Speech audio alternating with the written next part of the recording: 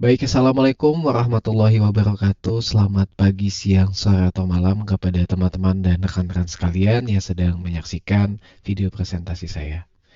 Baik, pada kesempatan kali ini saya akan mempresentasikan terkait Undang-Undang Hak Cipta sebagai salah satu persyaratan untuk menyelesaikan tugas besar mata kuliah Etika Profesi, Regulasi Teknologi Informasi, dan Properti Intelektual.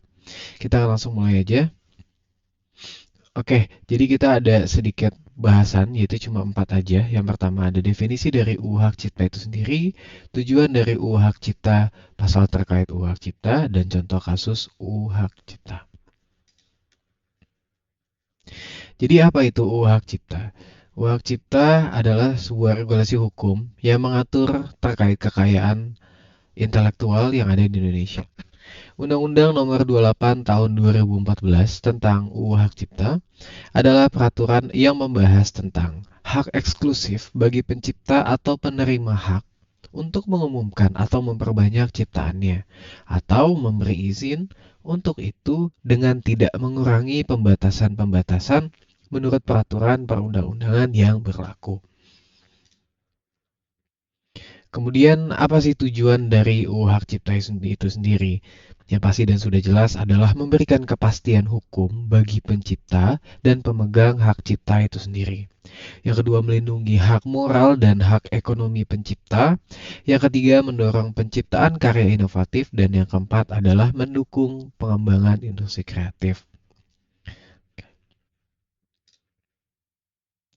Kemudian ada beberapa pasal terkait pencipta pada UU Hak Cipta.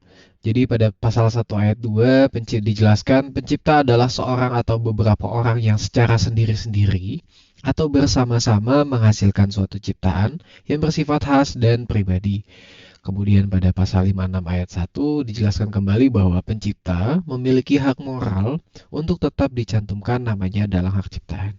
Jadi pada pasal 1 dan pasal 56 ini dijelaskan bahwa pencipta itu tidak hanya seorang tapi bisa beberapa kelompok untuk menciptakan suatu hal yang bersifat khas dan pribadi, serta pencipta itu sendiri berhak untuk dicantumkan namanya dalam ciptaannya.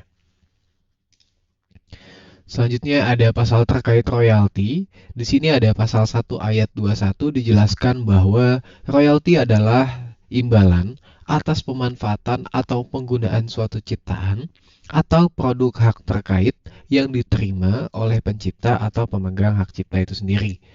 Kemudian pada pasal 24 ayat 2 dijelaskan juga pemegang hak cipta berhak mendapatkan royalti atas penggunaan atau pemanfaatan ciptaannya. Selanjutnya ada pasal terkait musik atau lagu.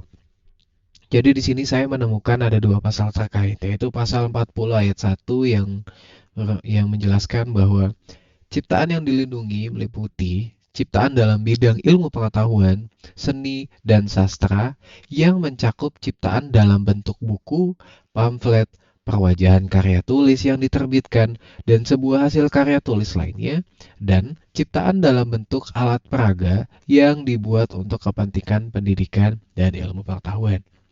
Yang kemudian dijelaskan kembali pada 9 ayat 1, pencipta memiliki hak eksklusif untuk memperbanyak dan mendistribusikan ciptaannya kepada masyarakat. Jadi di sini pada pasal 9 ayat 1 itu dijelaskan bahwa pencipta yang membuat lagu tersebut atau musik tersebut itu memiliki hak untuk memperbanyak dalam dan mendistribusikan ciptaannya kepada masyarakat luas. Baik, selanjutnya ada pasal terkait hak milik pada UU Hak Cipta. Di sini ada dua yang saya temukan, yaitu pasal 4 ayat 1 yang berbunyi hak cipta adalah eksklusif bagi pencipta atau pemegang hak cipta untuk mengumumkan atau memperbanyak ciptaannya atau memberi izin untuk itu. Yang kemudian dijelaskan kembali pada pasal 16 ayat 1, hak cipta mencakup hak moral dan hak ekonomi yang dapat dialihkan, baik seluruhnya maupun sebagian kepada pihak lain.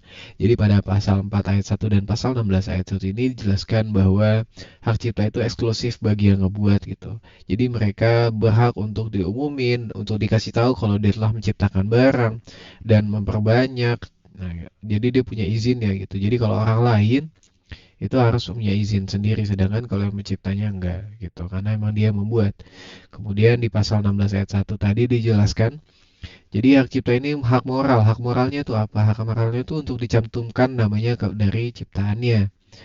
Dan bisa dilihat juga kalau hak tersebut bisa dialihkan sebagian ataupun kepada pihak lain gitu. Jadi tidak terbatas hanya kepada satu orang.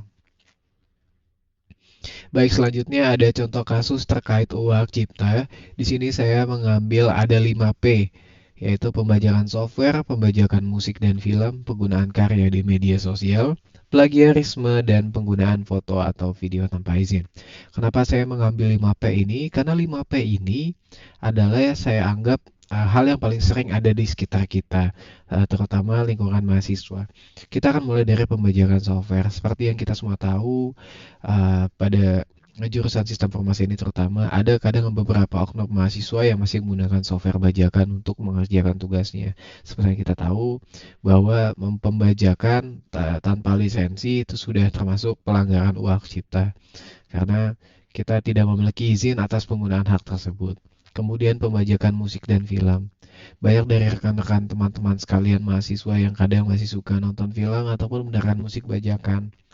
Kayak contoh kita nonton film nggak di bioskop, tidak di media streaming platform yang sebenarnya, tapi kita nonton di website bajakan. Yang sebenarnya itu sudah masuk ranah hukum hak cipta gitu. Kemudian selanjutnya ada penggunaan karya di media sosial. Jadi ketika ada seseorang yang sedang melakukan sebuah pameran, sebuah pertunjukan karya seninya yang kemudian karya seninya itu diupload ke media sosial tanpa ada izin gitu. Yang pada akhirnya hal tersebut akan berbuntut pada hak cipta karena si penyebaran karya tersebut tidak memiliki izin dan tidak menyantumkan kredit gitu.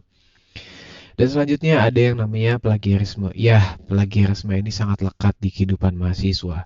Kenapa ya? Seperti yang kita tahu, ketika kita melakukan tugas, terkadang kita banyak mengutip apa namanya dari artikel-artikel yang ada, jurnal-jurnal yang ada gitu, yang pada akhirnya ternyata itu ada juga yang ditiru, yang diikutin banget, yang di-copy gitu, seperti yang apa namanya judulnya, makanya pada akhirnya menimbulkan sebuah apa namanya fitur baru yang namanya adalah cek plagiarisme gitu. Agar apa? Agar ya kita saling menghargai originalitas dari sebuah karya, sebuah tulisan, sebuah karya tulis, sebuah paper seperti itu.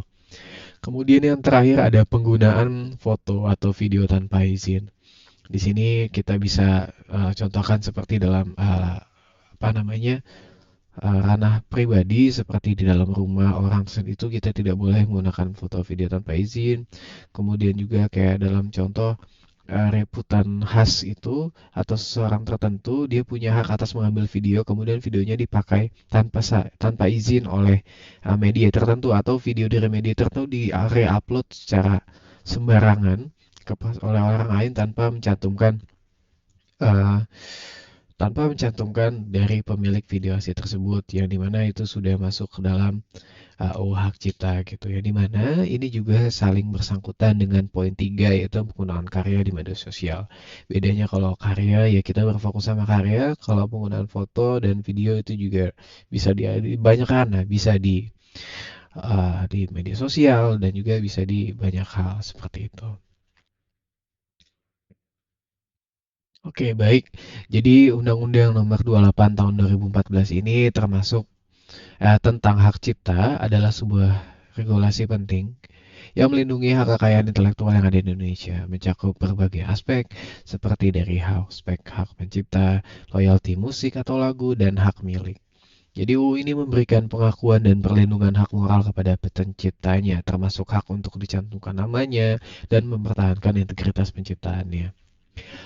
Royalti pun diakui sebagai imbalan atas penggunaan ciptaan yang menjadi hak pencipta atau pemegang hak cipta itu sendiri. Kemudian memberikan intensif finansial bagi pencipta untuk terus berkarya. Musik dan lagu termasuk dalam hak karya cipta yang dilindungi, memberikan hak eksklusif kepada pencipta untuk memperbanyak, mendistribusikan, dan menampilkan karya mereka. Hak cipta pun mencakup hak moral dan hak ekonomi yang dapat dialihkan baik seluruhnya maupun sebagian kepada pihak lain. Kemudian UU ini juga menetapkan sanksi pidana bagi para pelanggar hak cipta, memberikan perlindungan hukum yang tegas bagi pencipta dan pemegang hak cipta itu sendiri.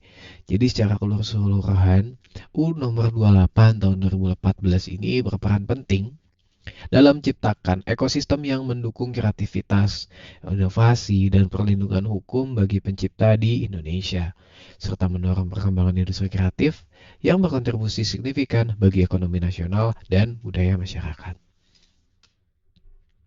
Mungkin sekiranya itu saja dari saya Davinda Fatuluda ingin mengucapkan terima kasih dan sampai jumpa.